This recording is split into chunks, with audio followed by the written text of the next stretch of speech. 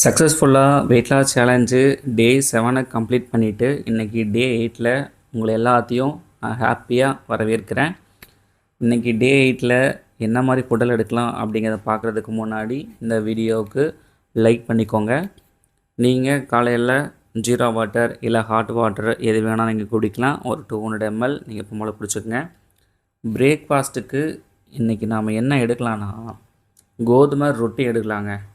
கோதுமை ரொட்டியை பொறுத்த வரைக்கும் உங்கள் எல்லாருக்குமே தெரியும் எப்படி ப்ரிப்பேர் பண்ணணும் அப்படின்னு. இருந்தாலும் ஒரு தடவை நான் சொல்லிக்கிறேன்.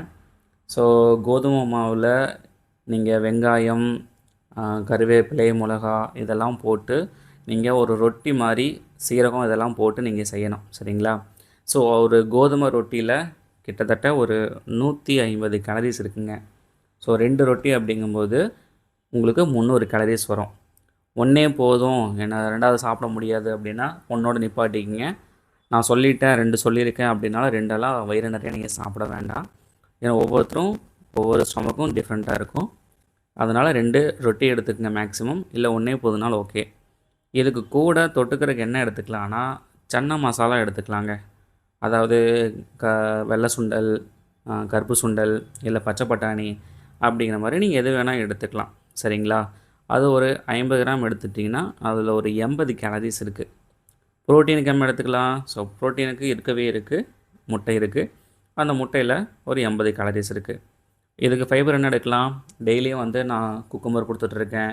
அடுத்தது கொய்யாப்பழம் கொடுத்துட்ருக்கேன். ஸோ இன்றைக்கி ஒரு ஆப்ஷனாக வந்துட்டு ஒரு ஆப்பிள் கொடுத்துருக்கேன். ஸோ அப்படி பார்க்கும்போது நீங்கள் இந்த 4யுமே சேர்த்து சாப்பிட்ணும் அப்படிங்கும்போது ஒரு ரொட்டியும் உங்களுக்கு எனஃபாக இருக்கும். கோதுமை ரொட்டி, சன்னா மசாலா 50 கிராம், எக்கு, ஒரு ஆப்பிள். ஸோ இது மட்டும் டோட்டல் கேலரிஸ்ன்னு பார்த்தீங்கன்னா கிட்டத்தட்ட ஒரு 350லேருந்து ஒரு 400 கேலரிஸ் வரும் அப்ராக்சிமேட்டாக. இது மட்டும் போதும். அடுத்ததாக ஒரு 11 மணி டைமில் ஒரு லெமன் டீ குடிச்சுக்குங்க. இல்லை அப்படிங்கும்போது பிளாக் காஃபி வித்தவுட் சுகர் குடிக்கிறதுனால நீங்கள் தாராளமாக குடிச்சிக்கலாம். லஞ்சுக்கு சேம் ஒரு 100 கிராம் சாதம் எடுத்துக்குங்க. அதில் ஒரு 130லேருந்து ஒரு 150 கேலரிஸ் இருக்கும். அதுக்கடுத்தது இது கூட புடலங்காய் கூட்டு எடுத்துக்கலாங்க. ஸோ கடலைப்பருப்பு இதையெல்லாம் போட்டு நீங்கள் அதிக அளவில் வச்சு சாப்பிட்ணும். ஸோ இதில் ப்ரோட்டீன்ஸும் இருக்குது ப்ளஸ் ஃபைபரும் இருக்குது. ஸோ இது ஒரு 150 கிராம் எடுத்துட்டிங்கன்னா ஒரு கேலரிஸ் வந்து ஒரு 200 கேலரிஸ் இருக்குங்க. டோட்டலாக லஞ்சுக்கு மட்டும் ஒரு 350 கேலரிஸ் வரும்.